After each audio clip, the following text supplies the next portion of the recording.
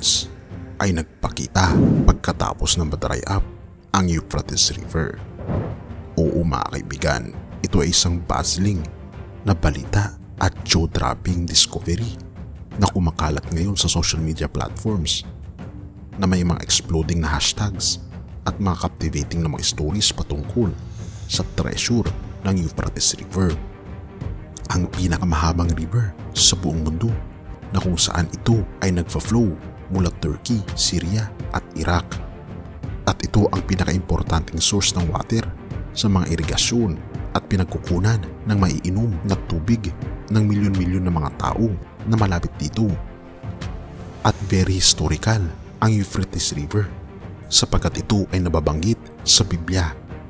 At sa mga hindi naman naniniwala sa Biblia, napakaraming mga alamat na muling nabubuhay sa panahon natin ngayon patungkol sa Euphrates River. Ito ay dahil sa isang mythical creature na ginagwardyahan daw ang golden riches at mga hidden treasures na hindi nakikita ng mga tao.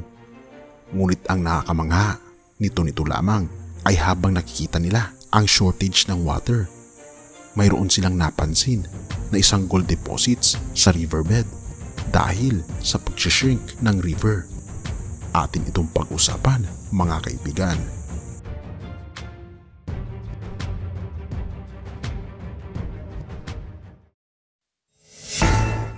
Ang Euphrates River ay isang mahalagang lugar sa kasaysayan ng ating mundo.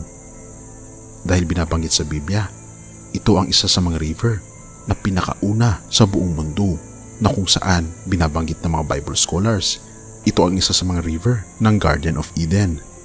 At ito rin ang ipinamana ng ating Panginoong Diyos kay Abraham at sa kanyang mga anak, ang lugar na malapit sa Euphrates River na binabanggit sa libro ng Genesis.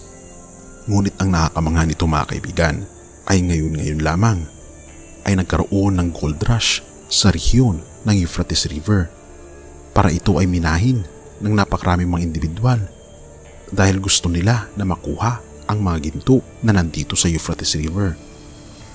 Dahil na-discover nila na may naka-embed na ginto sa ilalim ng Euphrates River at ito ay nagiging mas significant habang nadadry up ang Euphrates River. Napag-usapan natin sa nakaraan nating mga content ang patungkol sa Euphrates River na binabanggit sa libro ng Revelation na ito ay magiging empty, na isa sa mga senyales na malapit nang dumating ang ating Panginoong Diyos. Ngunit ang nakakapangamba mga kaibigan, imbes na magsisi at tumalikod ang mga tao sa kanilang mga kasalanan dahil ito ay isang fulfillment ng senyalis ng pagdating ng ating Panginoong Diyos, ang mga tao pa ay nagiging sakim dahil sa mga ginto na mayroon ang Euphrates River. Ang mga iba ay nagiging sakim dahil dito na ayon pa sa balita ay nakitaan daw ng mga bundok-bundok na mga ginto sa ilalim ng Euphrates River. At napakarami mga teorya ng mga scientists ang tinitignan nila kung bakit nagkaroon ng mga mountains ng gold sa ilalim ng Euphrates River. Isa na dito ang teorya ng hydrothermic theory na kung saan may kinalaman daw ang mga sea creatures at mga chemical reactions sa ilalim ng tubig kaya na-form ang mga gabundok na mga gold sa ilalim ng Euphrates River.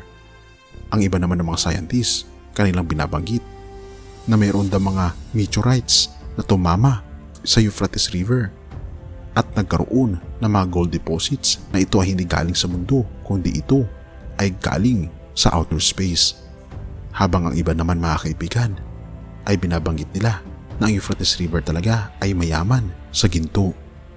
Ngunit ano pa man ang katotohanan patungkol dito, kapansin-pansin mga kaibigan na ang vicinity ng Euphrates River ay sobrang nagiging kritikal. Mas kumukunti na ang tubig, mas bumabagal ang kanyang pag-flow at maraming mga tao ang naapektuhan. Dumadami nga ang ginto, ngunit kumukunti naman ang inumin. Kung ikaw ang aking tatanungin mga kaibigan, anong mas gusto mo? Tubig o ginto? At katakataka nga mga kaibigan, ang mga pangyayaring ito ay hindi inaasahan ng mga tao. Ako rin ay nabigla patungkol sa bagay na ito. Ngunit isa lamang ang sigurado ko, malapit nang darating ang ating Panginoong Diyos. Dahil ang Euphrates River mismo ay nadry up na.